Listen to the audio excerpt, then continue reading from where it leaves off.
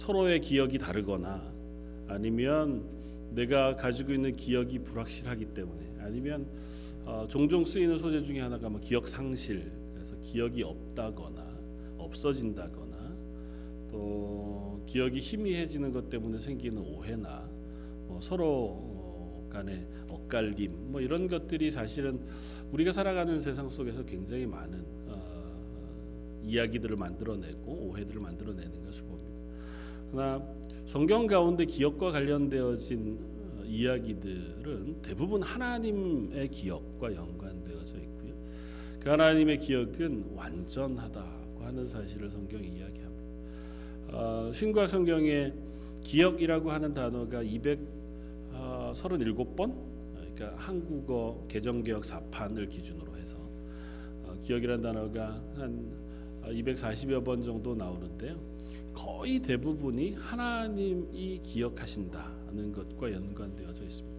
특별히 구약 성경에 굉장히 많이 나오고 구약 성경에 거듭거듭 반복해서 얘기하고 계시는 것은 하나님이 우리를 기억하고 계시다는 것입니다. 하나님이 이스라엘을 기억하고 계시다는 것이고 하나님이 우리의 형편을 알고 계시고 또 그 중심을 기억하고 보고 계시다고 설명하고 있습니다. 오늘 본문도 그것과 관련되어져서 함께 말씀을 나누고 싶습니다. 오늘 말씀은 익히 잘 아시는 분들이라면 양과 염소의 비유 이야기로 잘 알려져 있는 말씀이고 예수님께서 십자가에 달리시기 전에 마지막 말씀들을 쭉 하시는 가운데에 24장, 25장, 23장부터 시작되어진 그 말씀의 마지막 부분에 해당되어지는 말씀입니다. 특별히 예수님의 말씀 가운데 24장부터 계속해서 마지막 때에 대한 얘기를 하세요. 예수님이 지금 십자가에 달려 죽으시고 또 그 대속의 죽음을 걸으시면서 오히려 그 말씀을 듣는 제자들과 그 말씀을 듣는 이들 앞에는 예수님의 죽음이 아닌 마지막 때의 얘기를 계속해서 가르치고 계시는 것을 봅니다. 그리고 그 말씀들을 통해서 하나님이 그때가 꼭 온다고 하는 사실, 지금은 우리가 희미하지만 하나님의 때, 그 심판의 때는 꼭 임한다. 그리고 앞쪽에 열처녀의 비유나 달란트의 비유들을 해 주시면서 그때가 불시에 오게 될 것이다. 우리가 준비할 수 있는 시간이 없다. 그러므로 너희가 일상의 삶을 사는 동안 그 하나님의 나라의 백성으로 그 하나님의 나라, 하나님의 때가 임할 것을 준비하면서 살아가야 할 것에 대한 말씀들을 하세요. 그리고 그 뒤를 이어서 오늘 본문 말씀을 연장해서 하고 계신데 이 말씀은 그 마지막 때가 되면 필히 하나님께서 우리의 삶을 구분하실 것이다고 하는 사실을 이야기해 주십니다. 오늘 본문은 이렇게 시작해요. 인자가 자기 영광으로 모든 천사와 함께 올 때, 하나님의 심판의 때에 예수님께서 자기 영광의 보좌에 앉으리라 그렇게 말씀하시고 그 이후부터는 그 인자를 임금으로 표현하세요. 그러면서 모든 민족을 그 앞에 모으고 각각 구분하기를 목자가 양과 염소를 구분하는 것처럼 둘로 구분할 것이다 말씀하십니다. 그러니까 양과 염소를 구분하는 이야기로 비유하시지만 이 이야기는 비유라기보다는 직접적으로 예수님께서 다시 오실 그때 마지막 때에 우리를 어떻게 구분하시고 우리에게 어떻게 심판 또 하나님의 나라로 들이시는 은혜의 일들을 행하시는 것인지에 대해 말씀하고 있는 것으로 읽을 수 있습니다. 그때는 결코 둘 사이에 섞임이 없습니다. 둘을 구분하기를 얼마나 분명하게 구분하시냐 하면 양과 염소를 구분하듯이 구분하신다는 겁니다. 양과 염소는 구분하기 어렵죠, 우리는. 그러나 목자들, 특별히 이스라엘에서 양과 염소를 기르는 일들이 종종 있었나 보지요. 그리고 낮에는 양이든 염소든 같이 풀을 먹이러 데리고 가니까 그들이 같이 섞여서 풀을 먹습니다. 그러나 저녁이 되고 이제 잠잘 시간이 되면 따로 구별해서 양은 양의 우리에, 염소는 염소의 우리에 넣어서 저녁을 지나게 되니까 저녁이 되면 이 둘을 구분합니다. 그 사이에는 혼동되는 일이 없죠. 얘는 염소처럼 생긴 양이어서 염소 무리에 가서 섞여 살거나 양처럼 생긴 염소여서 양무리에 들어가 자거나 이런 일들이 없습니다. 물론 뭐 세세하게 따지면 그럴 수도 있겠다. 그런 게 아니고요. 구분이 명확하다는 얘기를 예수님이 하고 계십니다. 이 땅을 살아가는 동안은 우리가 섞여 삽니다. 세상 가운데 하나님의 구원을 받은 사람과 그렇지 않은 세상 사람들과 섞여 살아요. 심지어 잘 구분이 안 될 수도 있습니다. 섞여 있는데 얘가 양인지 염소인지 잘 구별 안 되는 채로 교회를 다니기는 하니까, 아니면 스스로 나는 믿는다고 얘기하니까 다 구원 받았는지 아니면 구원 못 받았는지 그렇게 구분되지 않는 채로 살아갈 수 있다. 그러나 마지막 날 혹은 우리가 하나님 앞에 서는 그때가 되면 분명하게 구분이 되어진다. 둘 중에 하나밖에 없어요. 하나님 나라 들어갈 하나님의 백성이거나 아니면 영원한 심판 가운데 놓여질 징계받을 사람이거나, 그 둘로 분명하게 하나님께서 구별해 내실 것이다 고 하는 사실이 오늘 본문의 말씀입니다. 그러니까 뭐 아직은 잘 모르겠는데 그때 돼서도 그때 가서 한번 내가 입장을 정하지 그럴 수는 없다는 거죠. 그리고 그 구분은 이미 명확합니다. 양과 염소가 양이 됐다가 염소가 됐다가 또 양이 됐다가 이럴 수 없잖아요. 그런데 아예 종자가 다릅니다. 그러니까 하나님께서 우리를 구원하신 하나님의 백성 삼으신 것은 우리가 구원받았다가 구원 안 받은 세상 속에 갔다가 다시 구원받았다가 안 받았다 이게 왔다 갔다 할 수 있는 성질의 것이 아니에요. 하나님께 구원받은 백성으로 사는 삶은 하나님 앞에 구원받은 백성인 채로 삽니다.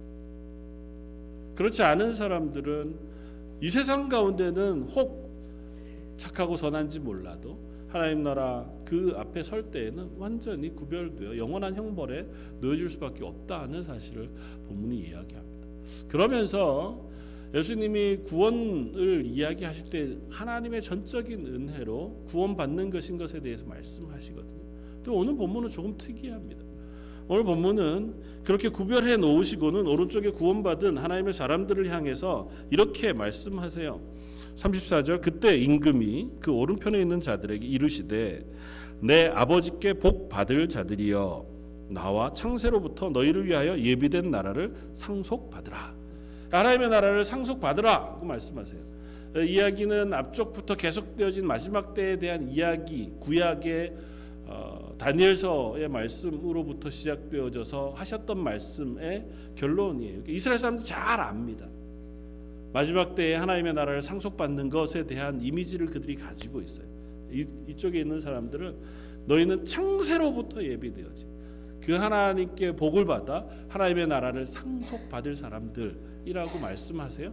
그리고는 그 상속받는 조건 이유에 대해 마치 설명하시는 것처럼 이렇게 설명하십니다. 35절, 내가 줄일 때에 너희가 먹을 것을 주었고 목마를 때 마시게 하였고 나그네 되었을 때 영접하였고 헐벗었을 때 옷을 입혔고 병들었을 때 돌보았고 옥에 갇혔을 때 와서 보았느니라.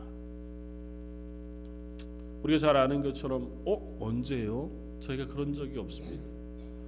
예수님의 대답이 무엇이었습니까?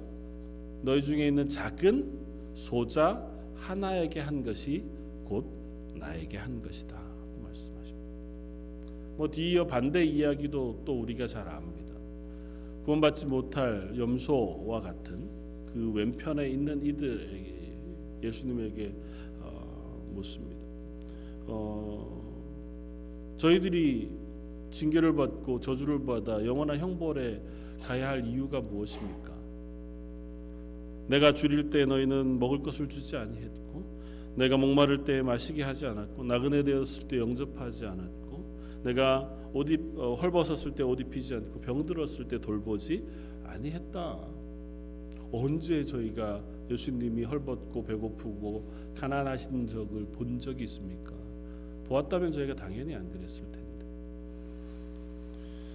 임금이 대답하여 이르시되 내가 진실로 너에게 이르노니 이 작은 지극히 작은 자 하나에게 하지 않은 것이 곧 내게 하지 않은 것이다 말씀하시고 그들은 영원한 벌에 의인은 영원한 영생에 들어가게 될 것이다 고 선언해 말씀하십니다.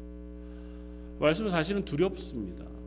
그리고 또 다른 한편 예수님이 그간 가르쳤던 말씀과는 조금 다른 결을 가지고 있는 것 같이 느껴져요. 왜냐하면 이 본문에서는 너희가 나를 믿으니 너는 영원한 하나님의 나라에 들어갈 것이다 그 말씀하시지 않아요.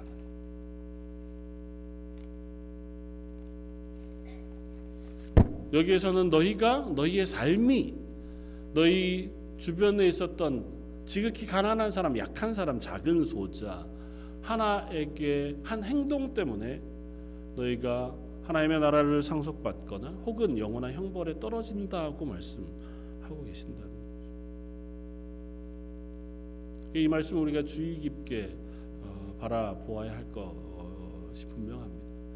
물론 예수님의 전체적인 말씀 속에서 이 본문을 이해할 필요가 있고, 그래서 이 본문은 그냥 너희가 어떻게 행동했느냐, 너희의 행동에 따라서 구원받는지 구원받지 못하는지가 결정될 거다라고 말씀하시는 말씀이 아닌 것만은 분명해요. 하나님의 구원받는 것은 우리의 믿음으로 하나님 앞에 구원받는 것인 것이 분명합니다. 그러나 오늘 본문을 통해서 예수님 말씀하시는 건 그 믿음이 너희 말에 있지 아니하다고 하는 사실을 우리에게 얘기해 주시는 거죠. 예수님 비유의 말씀으로도 여러 말씀들을 하셨습니다. 그러나 예수님 당대에도 숱한 사람들이 나는 하나님의 백성이라고 생각했어요. 그리고 나는 하나님의 구원받은 선민이고 저들과는 다르다, 구별되었다 스스로 그렇게 이야기하고 행동했습니다. 그들 앞에 예수님 말씀하시는 겁니다. 너희의 말이 아무리 하나님의 백성이라고 하고 또 심지어 겉으로 드러나기를 그럴듯해 보인다 하더라도 너희의 믿음의 고백이 너희의 삶 속에 확인되어지고 드러나지 않는다면, 아니 너의 삶을 통하여 그 믿음이 증명되지 않는다면 그것은 가짜일지 모른다고 하는 사실을 우리에게 말씀하고 있는 거죠. 오늘은 이 얘기 전부를 함께 하고 싶은 건 아니고요. 오늘 우리가 읽었던 구원받을 자리에 서 있는 의인들에게 예수님이 하신 말씀, 그 말씀을 조금은 더 깊이 생각해 보고자 합니다. 우리는 염소로 있다가 양이 된 사람들은 아니에요. 스스로가 노력해서 착하게 살기 위해서 우리 주변에 있는 사람들에게 선을 행하다가 야 그래 너는 구원받은 자리에 와 그러신 건 아니에요. 예수님이 은혜로 우리를 구원해 주셨기에 어느 순간 우리는 양의 자리, 의인의 자리에 선 사람들인 것만은 분명합니다. 그럼에도 불구하고 그 자리에 있는 우리들에게 예수님이 증명하기를 원하시는 것이 있습니다. 그건 뭐냐면 너희의 행함이 너희의 믿음을 증명하기를 원한다는 거죠. 야고보서 말씀처럼 너희의 행함이 없이 믿음을 이야기하기는 우리 스스로가 스스로를 속이는 것에 불과할지 모른다고 하는 말씀을 우리에게 하고 계신 겁니다. 우리의 믿음은 적극적으로 우리의 삶 속에서 확인되어지고 드러날 수밖에 없는 것이라는 거죠. 저 여러분들의 삶이 우리의 믿음을 증명해내고 드러낼 수 있었으면 좋겠습니다. 그리고 그 사실을 기억하면서 오늘 말씀 가운데 위로와 격려가 있기를 원합니다. 그 말씀을 생각하면서 그런 생각이 들었습니다. 하나님 앞에서 우리가 살아가는 삶, 내가 믿음으로 살아가려고 하지만 그러나 우리가 살아가는 그 모든 삶들을 하나님께서 다 알고 계실까 하는 의문이 들 때가 있습니다. 언제냐 하면 우리가 연약할 때, 내 나름대로는 애써서 믿음으로 살아가려고 노력하고 내 나름대로는 발버둥 치면서 하나님을 사랑하는 그 삶의 자리에 서 있고 싶기는 한데 그런데 잘 되지 않고 또 때로는 그것을 벗어나기 어려운 상황 속에 놓일 때도 있고, 그리고 말 못할 어려움 속에서 우리가 답답해할 때도 있습니다. 그때마다 우리가 안타깝게 하나님께 부르짖는 것은 하나님 언제까지입니까? 하나님 저 이 상황을 알고 계십니까? 하나님 제 기도를 들으시기는 하십니까? 아니면 제가 이 답답해 어려운 상황 속에서 발버둥 치는 것을 다는 알고 있을까? 아무도 모를 거야. 아무도 이해하지 못하겠지. 그런 것이 우리를 지치게 하고 힘겹게 하는 요소 중에 하나기도 하겠다는 생각을 합니다. 그러다가 오늘 말씀을 듣습니다. 오늘 말씀 속에서 제가 발견하고자 하는 것은 하나입니다. 하나님은 우리의 모든 삶을 기억하고 계시다. 물론 우리의 잘못된 악행도 기억하시고 아시죠. 나 그건 자체하고 우리의 연약함 속에서 발버둥 치는 선함을 하나님께서 놓치지 않고 기억하신다는 사실이 저 여러분들에게 위로가 되었으면 좋겠습니다. 제가 가르치는 청년들에게 또 때로는 같이 이야기하며 상담하는 집사님들에게 그런 이야기를 해요. 특별히 이제 남자 집사님들이나 그 청년들을 대하면서 고민하는 고민을 들어보면 제일 어려워하는 게 일하면서 경험하게 되어지는 힘겨움에 대한 얘기입니다. 분명히 열심히 일하고 최선을 다해서 살기는 사는데 이게 하나님 앞에서 무슨 의미가 있는지 잘 모르겠다는 거예요. 회사에 나아가 보면 아니면 비즈니스를 하다가 보면 사실은 내가 먹고 살기 위해서 발버둥 치는 것만으로도 참 지치고 그 안에서 어떻게 그리스도인답게 살지? 어떻게 선한 영향력을 끼치고 하나님의 영광을 드러내고 다른 사람들에게 하나님 살아계심을 증거하며 살지? 그게 잘 안 된다는 거죠. 저도 직장 생활할 때 그런 어려움이 있었고요. 늘 부당한 요구들이 있고 그 앞에서 나는 내 믿음, 내 신앙 양심을 지키려고 하다가 보면 싸우게 되고 아니면 혼나게 되고 맨날 그것 때문에 이제 왕따 되어지는 속에 놓여지게 되는 나 이게 안 맞나? 근데 어디를 둘러보아도 세상 가운데 내가 직장 생활을 하고 가족들을 위해서 수고하며 살아가는 동안 나를 잘 이해해주고 야 그래 넌 교인이니까 그리스도인이니까 그렇게 사는 게 참 좋겠다 허용해주는 데가 잘 없어요. 그러면서 고민합니다. 그리스도인으로 잘 살고 싶은데 그리스도인답게 살고 싶은데 하나님이 나를 청지기로 부르셨는데 세상 가운데 하나님의 영광을 위해서 살고 싶은데 어떻게 하는 게 그렇게 하는 걸까요? 다 때려치고 신학을 할까요? 제가 그런 때마다 이렇게 조언하고 권면합니다. 한 가정의 가장으로 자녀를 위하여 그 가정들을 잘 지키기 위하여 하고 싶지 않은 일을 수고로이 하는 것 그게 하나님 앞에서 참으로 바른 그리스도인의 삶이라고 저는 믿습니다. 내 생계를 위해서 사는 삶일지 몰라요. 내가 잘 생계를 꾸리기 위해서 때로는 직장에서 상사의 비위를 맞추는 것일 수도 있고 또 때로는 이게 무슨 의미가 싶은 일들을 행하는 걸 수도 있습니다. 단순한 노동일 수도 있고 또 그저 물건을 파는 것일 수도 있고 그것을 어떻게 잘 해내기 위해서 참 먹고 사는 게 힘겹다 싶은 상황 속에 살아가는 시간들일 수도 있습니다. 그러나 저는 분명히 그것을 위하여 수고하는 그 시간 그것이 바로 그리스도인으로 살아내는 시간이라고 믿습니다. 그 시간 속에 내가 그리스도인임을 잊지 않고 그 안에서 내가 범죄하지 않고 내가 그 안에서 성실하고 가능하면 선하여 그리하여 그 속에서 가정을 위하여 또 내 사랑하는 이들을 위하여 수고로이 땀 흘리는 것 그것이 하나님 우리에게 맡기신 인생을 가장 아름답게 살아가는 방식이라고 믿습니다. 그래서 오늘 본문 말씀을 읽을 때 그 생각을 하게 됩니다.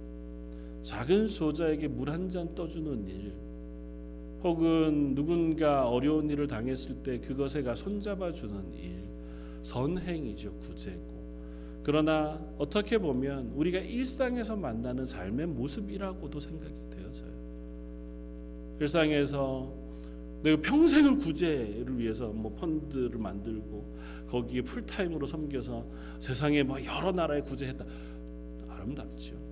그것도 참 중요하지만 그러나 내 가정 속에 한 개인, 한 가장, 한 아버지, 한 어머니로 살면서 수고로이 땀 흘려 성실히 일하고 자녀들을 키우고 그 생활하는 순간순간 속에서 정직하게 살기 위하여 애쓰고 또 그 속에서 선하게 살기 위하여 발버둥 치는 그 삶이 하나님께 영광 돌리는 삶이라고 믿습니다. 그리고 하나님은 그것을 기억하고 계시다고 말씀하시는 주입니다. 예수님의 비유 가운데 말씀하신 말씀 마태복음 7장에 보면 또 다른 당혹스러운 이야기가 나옵니다. 마지막 때 예수님에게 온 많은 사람들이 예수님에게 이야기할 때 그들을 향하여 예수님 말씀하십니다. 주여 주여 하는 자마다 다 천국에 들어갈 것이 아니라 오직 아버지의 뜻대로 행하는 자라야만 할 것이다 하고 말씀해요. 그들이 말합니다. 하나님, 제가 세상에 있는 동안 예수님 이름으로 병도 고쳤고 예수님 이름으로 전도도 했고 이런 일도 했고 저런 일도 했습니다. 제가 얼마나 많이 하나님의 영광을 위하여 또 하나님의 뜻으로 그 일들을 행했는지 모릅니다. 예수님의 말씀은 뭡니까? 나는 너를 모르겠다 하는 것이었습니다. 물러가라, 악을 행하는 자들아. 정말 당황스럽습니다. 그들이 예수님을 믿는다고 생각하고 예수님의 이름으로 했다고 얘기하는데 그들이 정작 한 일들이나 업적이나 그것들을 예수님 보시지 않는다는 거예요.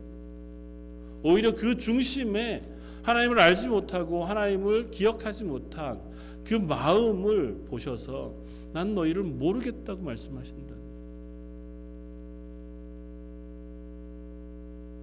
우리들은 사실은 눈이 바깥에 달려 있어서 밖에 있는 행동들과 일들, 업적들을 봅니다. 그래서 밖으로 수고로이 일하거나 아니면 멋진 업적을 세운 것, 그것이 때로는 부럽기도 하고 그런 일들을 하는 것이 우리의 기대이기도 하고 소망이기도 할 때가 많이 있습니다. 물론 그것도 너무 아름답죠. 그러나 잊지 말아야 할 것은 하나님 우리의 중심을 보신다는 것이고 하나님 결코 속지 않으신다는 것입니다. 내가 겉으로 드러내 행한 결과를 보시는 것이 아니고 우리의 속마음을 보셔서 내가 어떤 마음으로 하나님 앞에 삶을 살아가고 있는가를 주목해 보시는 분이시라는 사실을 우리가 잊지 말아야 합니다. 우리 실수할 수 있습니다. 발버둥 쳐 그리스도인으로 살아가려고 노력하긴 하는데 나타나는 결과는 그렇지 않을 때가 있어요. 넘어질 때도 있고 실패할 때도 있고 분명히 하나님 기뻐하시는 길은 이 길인데 내가 수고로 애써 그걸 하고는 싶다가 결국은 넘어져 그렇지 못한 것을 선택할 수도 있지요. 하나님은 그 결과를 보시는 게 아니라 우리의 마음을 보시는 줄 압니다. 그러나 그러지는 말아야 하는 것 같아요. 내가 하나님을 믿노라고 하고 내가 아예 삶을 살아갈 때 선택할 때 세상의 방법을 내가 선택하고 그 길을 기쁘게 걸어가면서 아니야 나는 그리스도인이야 나는 하나님을 믿어 나는 하나님 사랑해 라고 거짓말하지는 말아야 한다. 실패하는 것과 아예 방향을 다르게 잡는 것은 전혀 다릅니다. 하나님 우리의 마음이 하나님을 아는가 또 그 믿음 가운데 살려고 애쓰는가에 대한 것들을 보시겠다고 말씀하세요. 그리고 그것을 구체적으로 이렇게 오늘 본문에서 표현하고 계시는 거예요. 적어도 네 마음에 하나님을 알고 하나님 살아계시다는 것을 믿고 그분 앞에 살아간다고 하는 사실을 아는 사람이라면 네가 일상의 삶 속에서 적어도 적은 소자에게 조차라도 선을 행하고 또 그들에게 긍휼을 행하고 사랑을 베푸는 삶을 살아낼 수밖에 없다는 거죠.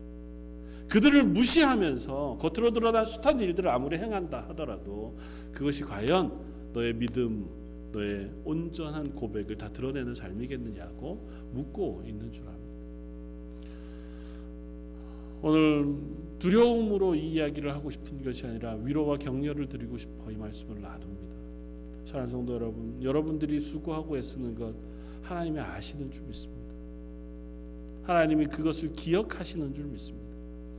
제가 이번 주 말씀을 쭉 준비하면서 이번 주 새벽 말씀이 느헤미야서의 말씀이었습니다.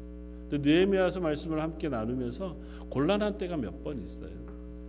느헤미야서를 읽어보시고 또 묵상해 오신 분들은 아시지만 중간중간에 사람들의 명단이 굉장히 길게 기록되어진 본문이 여러 번 나옵니다.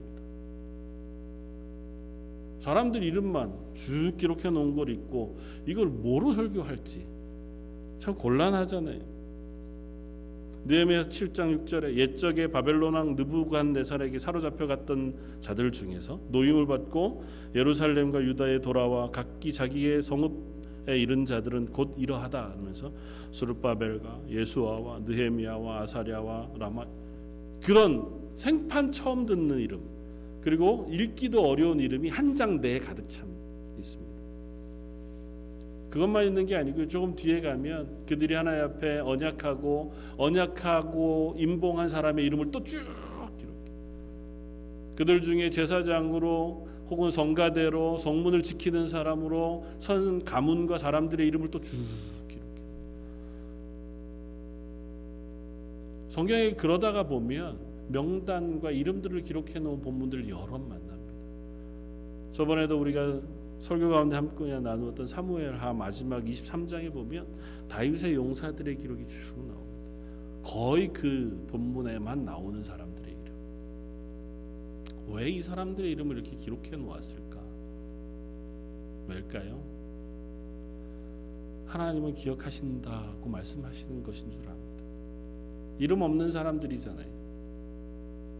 도대체 뭐 한 사람들인지 잘 모르고 그저 그때 살다가 지난 그 당대에는 어떠했는지 몰라도 그 사람들을 기억하는 사람이 아무도 없는 그런 이들이지만 하나님은 아신다. 그들이 무슨 마음으로 그 바벨론 포로되어진 곳에서 잘 정착해 살다가 그 자기의 집을 떠나 예배하겠다는 일념 하나로 그 먼 곳으로 이주해와 예루살렘 성 다 무너진 곳 그곳에 와서 정착했는지 하나님이 그 마음을 아신다는 거잖아요.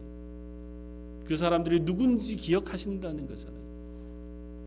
로마서 맨 마지막 16장에 가면 사도 바울이 로마에 있는 교인들에게 편지하면서 긴 사람들을 향해서 문안하라고 편지해요.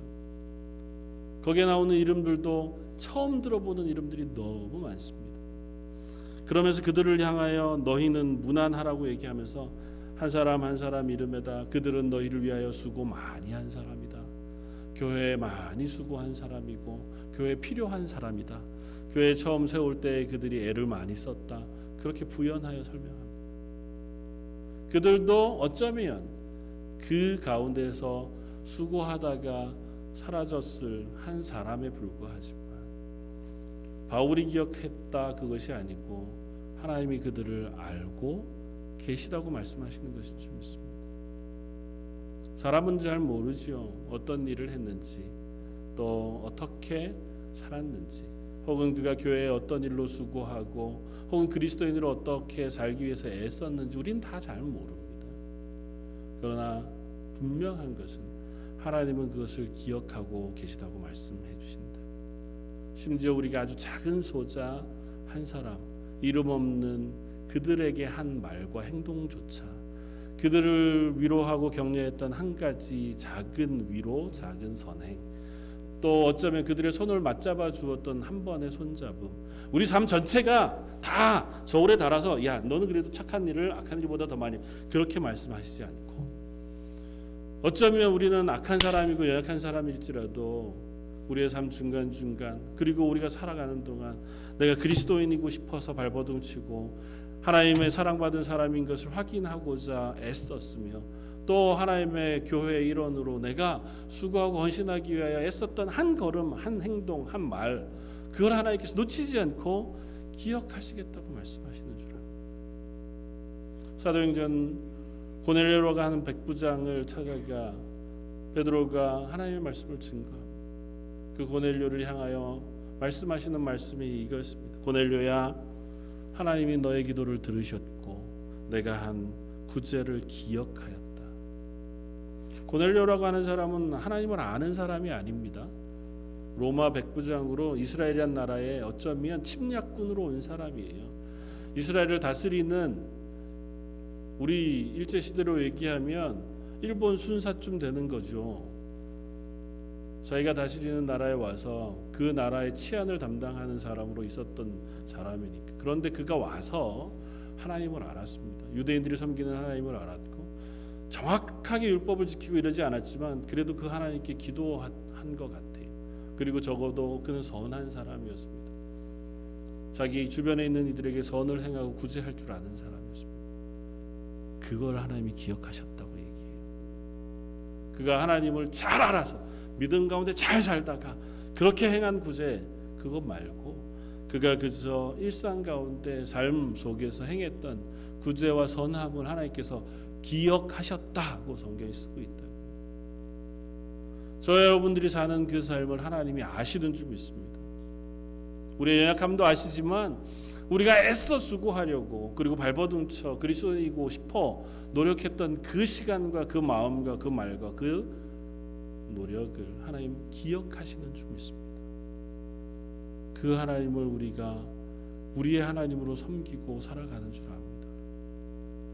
그 하나님의 기억을 의지해서 우리도 이 땅을 살아갈 수 있기를 원합니다. 실수하고 실패할 만할 때 맞아, 나를 보시는 분, 나를 기억하시는 분이 계시지. 그 하나님이 나를 기억한다 말씀하셨으니 그래도 그 앞에서 내가 다시 좀 용기를 내어 그리스도인으로 살아내야지. 그렇게 내가 다른 사람 앞에 선하게 살기 위해서 또 다른 이들을 사랑으로 대하기 위해서 수고해야지. 그렇게 다짐할 수 있었으면 좋겠고, 또 그렇게 다짐하고 살아가다가도 우리가 일어나는 낙심들이 있잖아요. 그러나 선을 행하되 낙심하지 말라 하신 말씀처럼 남들은 몰라줘도 또 다른 사람들은 내가 어떤 마음으로 그 일을 행했는지 다 이해하지 못한다 할지라도 적어도 하나님은 아신다고 하는 사실을 기억하셔서 우리가 용기를 갖고 이 땅 가운데 그리스도인으로 살아낼 수 있기를 원합니다. 그리고 그 살아내는 수고가 하나님의 교회를 세워가는 또 다른 힘이 되어지는 줄 믿습니다. 우리는 자칫 잘못하면 우리의 마음으로 모든 것을 다 덮을 때가 있어요. 나는 그래도 신앙생활 열심히 하고 싶어 하고 또 하나님을 잘 믿고 싶어하는 믿음을 가지고 살고, 그런데요, 그 행동 속에서 그 마음을 우리가 표현할 필요가 있습니다. 하나님 앞에도 그 마음을 표현하기 위해 발버둥치는 그 수고로움을 하나님께서 헌신으로 보시는 줄 알아요. 저 여러분들이 이 예배의 자리를 지키기 위해서 수고하시고 애써 나오시는 그 걸음을 하나님 기뻐 보시는 줄 압니다. 새벽 힘겨운 자리에 기도의 자리에 나오시거나 수요일 그 쉬고 싶은 시간에 예배의 자리에 서시거나 혹은 남들 모르는 토요일 날 와 청소하는 일을 남몰래 하고 계시거나 아니면 그게 아니더라도 내 삶의 자리에서 그래도 나는 착하게 살기 위해서 정직하게 살기 위해서 애쓰시거나 혹은 내 일터에서 혹은 비즈니스하는 그 자리에서 그래도 내가 양심을 지키고 하나님의 믿음으로 살아가는 사람인 것을 지켜가기 위해서 남모르게 고생하고 고민하고 걱정하거나 그 모든 것들이 하나님이 기억하시는 바 된 그리스도인의 삶인 줄 믿습니다. 기대하기는 그 발버둥이 저 여러분들의 삶 속에 드러나기를 원하고 또 그것이 하나님이 기뻐하시는 곳에서 세상 사람들에게 증거되어져서 우리 주변에 있는 이들이 하나님을 알아가게 되어지는, 하나님의 영광을 높이게 되어지는 그러한 저와 여러분들의 삶이 되시기를 주님의 이름으로 축원을 드립니다. 다시 한번 기도하겠습니다. 하나님께서는 우리가 행한 아주 작은 행동도 기억하신다 말씀해 주시니 감사합니다. 그러나 저희는 감사와 기대보다는 두려움이 더 큰 것이 사실입니다. 저희가 선을 행하고 하나님 기뻐하시는 자리에 설 때보다 그러지 못할 때가 많고 또 실패하고 넘어질 때가 더 많이 있는 사람들이기 때문에 하나님의 도우심을 구하고 은혜를 구합니다. 그런 저희를 긍휼히 여기시는 하나님, 예배의 자리에 나와 하나님의 은혜를 구하고 도우심을 구하는 하나님의 사람들 속에 성령을 부어주시고 그들의 삶 속에 하나님의 능력과 은혜를 부으셔서 우리의 삶 하루하루 한 시간 한 시간 우리의 행동 하나하나가 하나님을 높이고 하나님을 기뻐하며 구원받은 감격을 드러내는 그러한 삶이게 해주시고 애쓰는 그 삶을 복주셔서 더욱더 기쁨과 감사함에 덮여 살아가는 하나님의 사람들 되게 하여 주옵소서. 이 자리에 예배하는 모든 성도들 한 사람도 놓치지 마시고 성령의 충만한 것으로 덮으셔서 그들의 삶이 하나님의 은혜 가운데 서 있게 하여 주옵소서. 오늘 말씀 예수님 이름으로 기도드립니다. 아멘.